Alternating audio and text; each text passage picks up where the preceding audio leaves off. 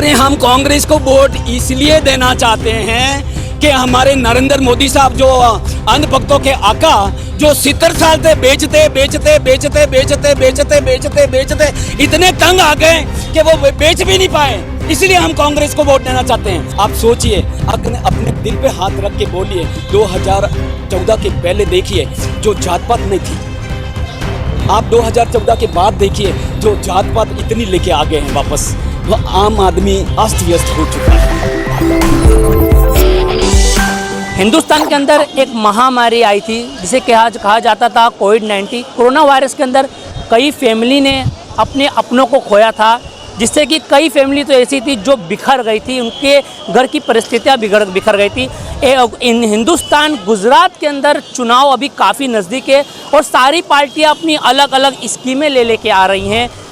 इस पर जो लोग जनता है, यहाँ अहमदाबाद रिवर फ्रंट पे जो राहुल गांधी आए थे, काफ़ी ज़्यादा जो है मात्रा में पब्लिक को देखा गया था। एक अलग उनके अंदर खुशी, एक अलग उमंग देखी गई थी। आइए हम कुछ लोगों से पूछते हैं कि जो राहुल गांधी साहब आए थे इस पर क्या कहना चाहते हैं, क्योंकि सभी पार्टियां अपनी अपनी स्कीम रख के लोगों को अपने तरफ आकर्षित करने की कोशिश कर रही है। सर, आपका नाम? मेरा नाम धनराज सिंह खालसा है और वैसे एक्चुअली पॉपुलरली लोग मेरे को खालसा जी बोलते हैं और मैं गांधीधाम से हूँ और मैं एक आम आदमी की नागरिक के तौर से आया हूँ। कांग्रेस तो बाद में, लेकिन सबसे पहले मैं एक आम आदमी की तौर से आया हूँ और फिर मैं कांग्रेस कहलाता हूँ। ये मेरा हक है। सही है, क्योंकि मैं आम आदमी हूँ, इसलिए मैं कांग्रेसी हूँ। क्या कहेंगे सर इसके बारे में? मैं इतना ही कहना चाहता हूँ, गांधीधाम की जनता से आया हूँ और गांधीधाम की तरफ से मैं पूरे गुजरात आम आदमी को और सब लोगों से, आवाम को यही रिक्वेस्ट करना चाहता हूँ कि अगर वाकई आपको अमन, चैन, सुख, शांति, समृद्धि, भाईचारा अगर आपको चाहिए तो कांग्रेस के साथ जुड़ जाइए। आप सोचिए, अपने दिल पे हाथ रख के बोलिए, 2014 के पहले देखिए जो जात पात नहीं थी, आप 2014 के बाद देखिए जो जात पात इतनी लेके आ गए हैं वापस, वो आम आदमी अस्त व्यस्त हो चुका है। अब आप 2014 के पहले देखिए जो सुख, शांति, समृद्धि, अमन, चैन, जो भाईचारा था, वो आप 2014 के बाद देखिए टोटली अस्त व्यस्त हो गए। सो मेरे को आपसे हाथ जोड़ के निवेदन है सब लोगों से, मैं भारतीय लोगों से कहना चाहता हूँ, आम गुजरात के लोगों से कहना चाहता हूँ, हर एक आम को कहना चाहता हूँ, प्लीज़ कृपा करके आप कांग्रेस के साथ जुड़िए, क्योंकि आप आम आदमी हो।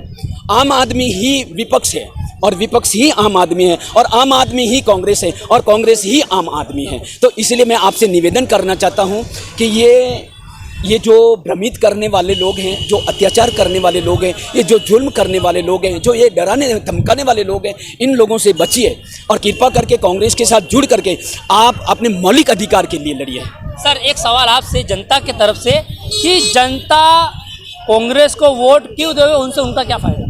मेरी बात सुनिए आप, हम हिंदुस्तान में पैदा हुए, हमें पता है कि 200 साल अंग्रेज़ों ने राज किया। अब अंग्रेज़ जब यहाँ से गए थे तो कुछ हमारे लिए छोड़ के नहीं गए थे। जो हमारे प्रथम प्रधानमंत्री थे नेहरू जी, उनको ये देश मिला, तब यहाँ पे ऐसी कोई वस्तु बनती नहीं थी जो हम यहाँ स्वदेशी बोल सके, सारी चीज़ें इंपोर्ट से आती थी। आज आप हिंदुस्तान में देखिए, सिर्फ कांग्रेस की वजह से, उस कांग्रेस को जो 1947 में आज़ाद हुआ था और उसके बाद से लेकर आज तक न्यू और बिल्डिंग बनाने वाली कांग्रेस है, उस पे सिर्फ 2014 के बाद से जो कलर काम किया है वो बीजेपी की सरकार ने काम किया है। और मैं तो ये बोलता हूँ, कलर काम किया होता, बिल्डिंग को चमकाया होता तो मुझे भी गर्व होता, लेकिन सारे सरकारी संसाधन जिससे देश की सरकार भारतीय रेल लिखा रहता था, मैं आपको बताऊं भारतीय रेल के ऊपर अभी अडानी लिखा हुआ है, मुझे बहुत दुख होता है।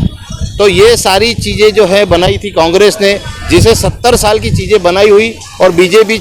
मनीष भाई की बात मैं पूरी करता हूँ, मेरे ये बड़े भाई, ये छोटे भाई, ये कुछ भी है, लेकिन हम आम आदमी हैं। लेकिन एक बात है, आपका जवाब मैं सच्चा देता हूँ। अरे हम कांग्रेस को वोट इसलिए देना चाहते हैं कि हमारे नरेंद्र मोदी साहब जो अंधभक्तों के आका जो 70 साल से बेचते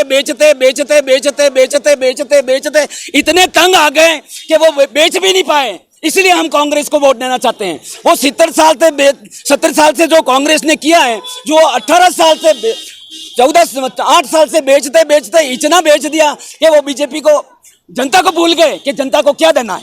इसलिए हम कांग्रेस को वोट देना चाहते हैं। बिल्कुल सही। सर, अलग अलग पार्टियां अपने अपने अलग अलग तरीके से स्कीम अपने अपने लेके आ रही है जनता को अपने तरफ आकर्षित करने के लिए। इस पर आप क्या कहोगे? कांग्रेस से इस बार क्या लेके आई? कांग्रेस पार्टी एक गरीब नहीं पार्टी, एक देश बचावવાની પાર્ટી।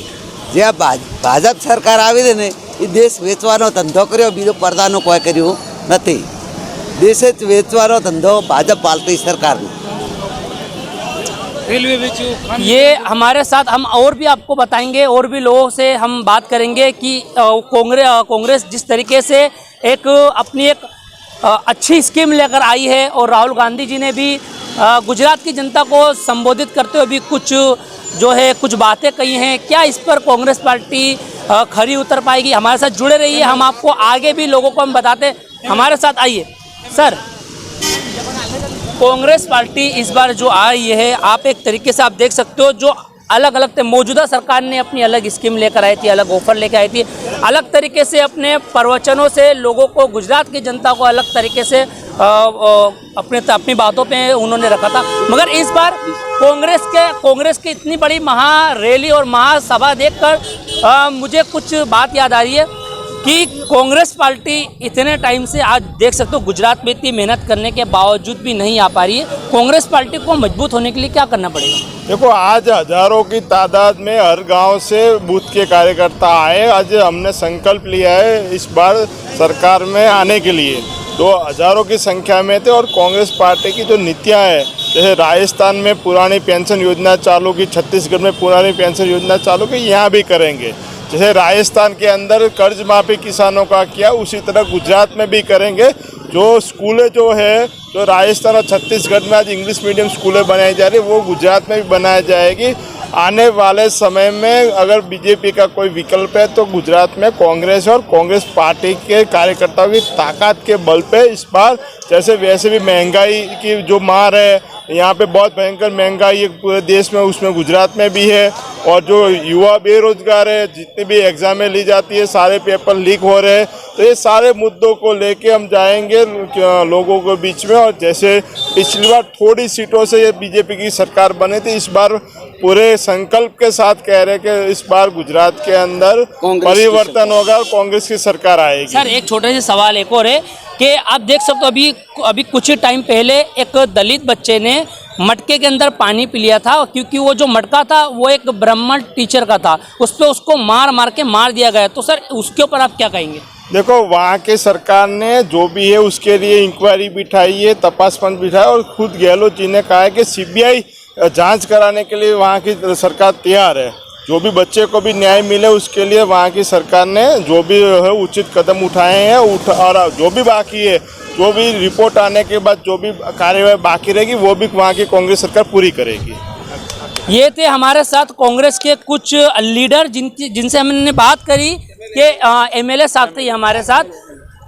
सर, आपका नाम? सर, गुलाब सिंह राजपूत। सर, आप कहाँ से? खराद खराज से हमारे साथ गुलाब सिंह राजपूत साहब थे, जिन्होंने मैसेज दिया कांग्रेस, क्यों जनता जो है कांग्रेस से जुड़े, क्यों कांग्रेस के साथ जुड़कर वो एक नई सरकार बनावे।